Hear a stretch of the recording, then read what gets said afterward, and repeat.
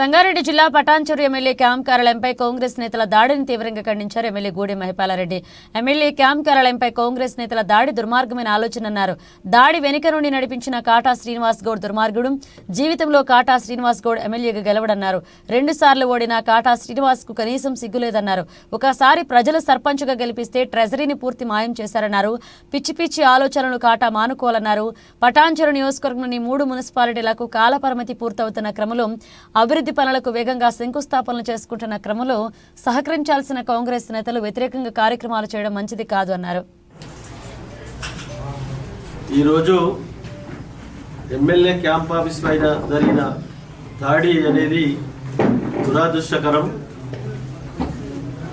ఇది ఈరోజు ధర్నా చేసిన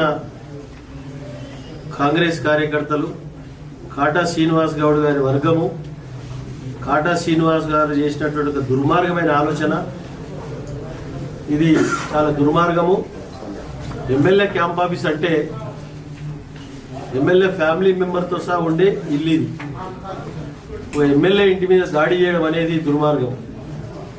మీరు ధర్నా చేసుకొని దిష్టిబొమ్మలు కానివ్వండి, ప్రజాస్వామ్యంలో ఎవరు చేసే హక్కు వాళ్ళకు ఉన్నది. కానీ ఈ అటాక్ చేయడం అనేది, అటాక్ చేసి చేతులు కొట్టి డోర్లు కొట్టి ఇది చేయడం అనేది ఇది చిల్లర లెక్కలు,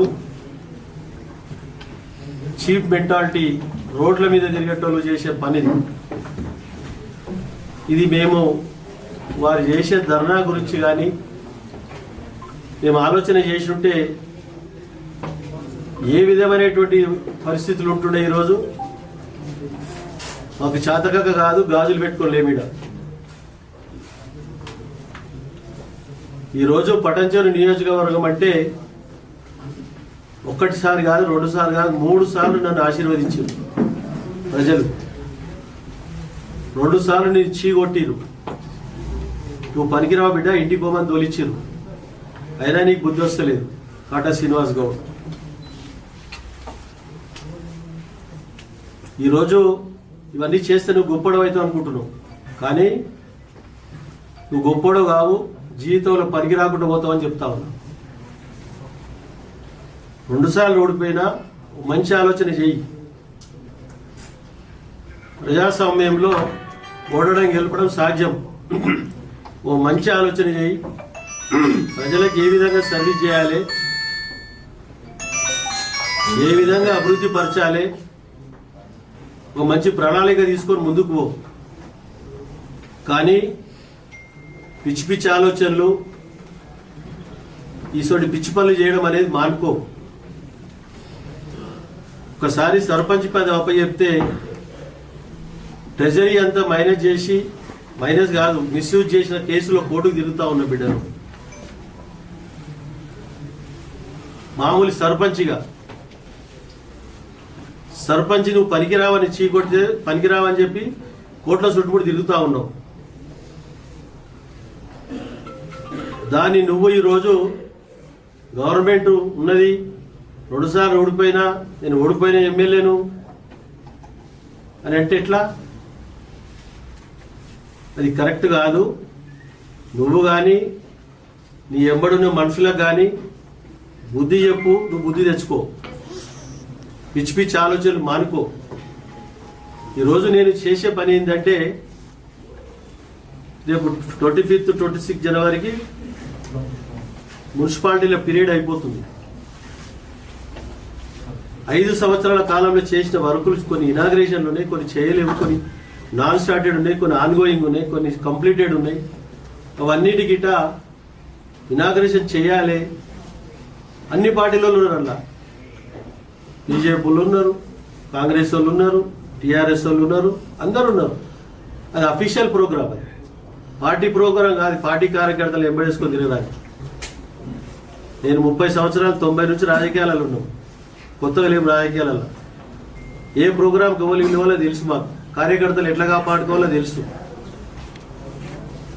కాబట్టి ఆ అఫీషియల్ ప్రోగ్రాం చేసుకుంటూ పోతా ఉన్నాం. మేము అఫీషియల్ ప్రోగ్రాం చేసుకుంటూ పోతుంటే కాంగ్రెస్ కార్యకర్తలను పట్టించుకుంటలేడు, మనం చూస్తలేరని అనవసరమైనటువంటి ఒక ఆలోచనతో ధర్నా చేసి, నువ్వు ధర్నా చేసుకో, బొమ్మ కలబెడతారో బొమ్మ కలబెట్టుకో ఏదైనా చేసుకో. దీని మీద అటాక్ చేయడం అనేది నీ చేతగానితనం.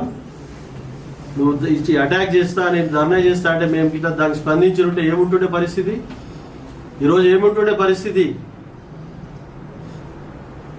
ఒకసారి ఆలోచన చేసుకొని మంచి ఆలోచన చేయండి. చిల్లర ఆలోచనలు మానుకోరి. కాబట్టి దీన్ని పూర్తి స్థాయిలో ఖండిస్తా ఉన్నా. నెక్స్ట్ ఇటువంటిది ఏమైనా ఆలోచన చేస్తే ఎక్కడికక్కడ ప్రతిఘటించి వాళ్ళకి తగిన విధానంగా గుణపాఠం చెప్పి వాళ్ళ జీవితంలో పనికి రాకుండా చేస్తారని కూడా మీ అందరికి తెలియజేస్తున్నా సోదరులారా. ఇది ఆషామాషిగా లేమేవిడా. మీరు చేసే చీప్ మెంటాలిటీ ఆలోచన అనేది మానుకోరి మంచి ఆలోచన చేయమని చెప్తా ఉన్నా. దీని మీద పోలీస్ వాళ్ళు ఇమీడియట్లీ యాక్షన్ తీసుకోవాలి. ఎస్పీతో మాట్లాడినా, ఐజీతో మాట్లాడినా, ఐజీ గిట్ట 4 గంటలకు వస్తా ఉన్నాడు.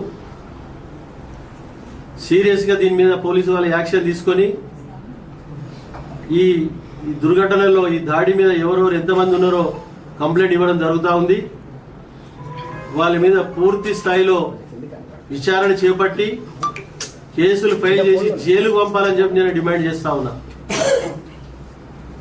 ఎందుకంటే ఇది ఇటువంటి సంఘటన ఎక్కడ ఎప్పుడు జరగలే.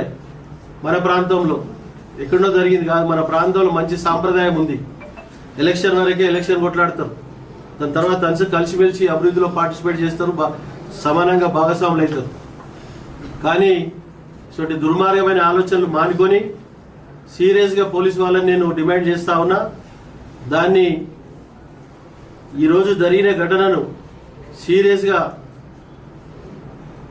మీకున్న అధికారాన్ని పూర్తిగా ఉపయోగించి వాళ్ళ మీద కఠిన చర్యలు తీసుకొని జైలుకు పంపాలని చెప్పి డిమాండ్ చేస్తా ఉన్నాను. అధిష్టానం దృష్టికి ఏమైనా తీసుకెళ్తారండి? అయితే అధిష్టానం దృష్టికి ఏమైనా తీసుకెళ్తారా?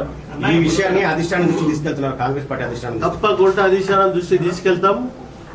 ఈ అఫీషియల్ ప్రోగ్రామ్ను పార్టీ ప్రోగ్రాంగా మార్చడం ఎవరి తరం కాదు. అధిష్టానం దృష్టికి తీసుకెళ్తాం. తప్పకుండా దాని మీద తగిన చర్యలు తీసుకోవడానికి నేను నా పూర్తి స్థాయిలో అధిష్టానానికి తెలియజేస్తాను.